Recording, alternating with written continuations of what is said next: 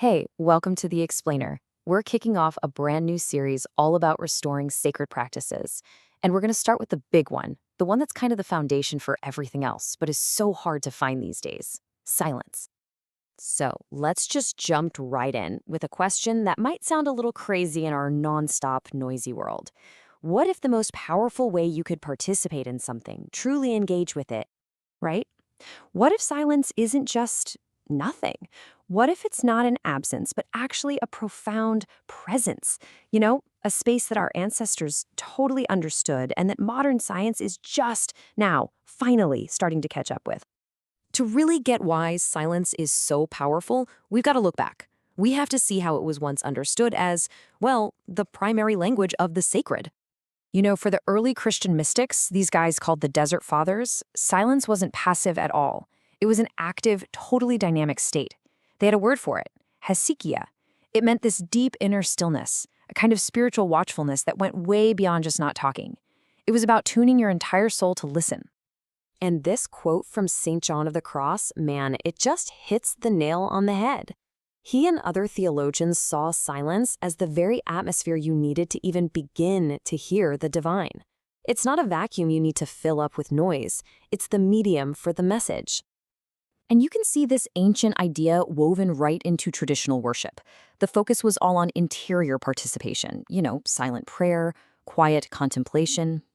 The priest would often pray in whispers, not to be secretive, but to show how intimate and mysterious it all was. It's a pretty stark contrast to a lot of modern services, which tend to focus on exterior stuff: communal responses, singing, and lots of audible engagement. Okay, so here's where it gets really fascinating. Modern neuroscience is now providing some incredible validation for what these mystics just knew in their bones. Let's take a look at what actually happens inside your brain when things get quiet. Get this, a study in 2013 found that just 2 minutes of pure, uninterrupted silence is more relaxing for your body than listening to so-called calming music. It actually lowers your blood pressure and heart rate more effectively. Just 2 minutes. But it goes way deeper than that. When it's quiet, your brain doesn't just switch off. It actually shifts gears into what's called the default mode network, which is crucial for deep self-reflection. And it lowers cortisol, the main stress hormone. But what's absolutely wild is that some studies show silence can actually help grow new brain cells in the hippocampus. That's the part of your brain tied to learning and memory. Your brain is literally repairing and growing itself in the quiet. So we know it's good for the soul and good for the brain. But silence isn't just some internal thing you switch on. It can be totally shaped, amplified, or even crushed by the space you're in.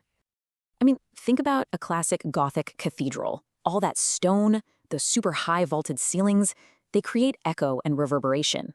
That wasn't a bug, it was a feature. It was literally engineered for silence. It makes you want to whisper. It makes you feel small and still. Now compare that to a lot of modern spaces with carpet and low ceilings. They're built to absorb sound, which is great for a meeting, but it encourages conversation, not contemplation. And this brings us back to the brain for a second. When you're in that quiet, contemplative mode, your brain is humming along in alpha and theta waves. That's the zone for meditation and creativity. But when you're focused on external things, like saying responses or singing along, you're in beta waves, the state for active outward focus. It really makes you wonder, have we started to confuse being busy and loud with being truly engaged? So, if silence is so good for us, spiritually and biologically, then where did it go? And in a world that is just starving for quiet, where are people going to try and find it? Seriously, think about this. Why is it that so many of us feel a deeper sense of awe, peace, and transcendence on a quiet mountaintop than we do in the very buildings designed for that exact purpose? It's because nature is offering what those sacred spaces used to guarantee: a sense of wonder, beauty, and most of all, a profound, enveloping silence. It's become a substitute cathedral. And look, that's not a criticism. It's just a really powerful observation about a deep human need for stillness. And here's the great irony. Often, a tourist walking into an empty, ancient church on a Tuesday afternoon can have a more powerful spiritual moment than someone at a noisy service on Sunday. The building itself, the architecture, is evangelizing in its silence. But when we fill that space with constant noise, we risk hiding the very mystery we came there to find. So this all leaves us with a pretty big question to think about as we continue this series. What could we rediscover if we started treating silence not as a void that needs to be filled, but as the fertile ground where something sacred can actually grow?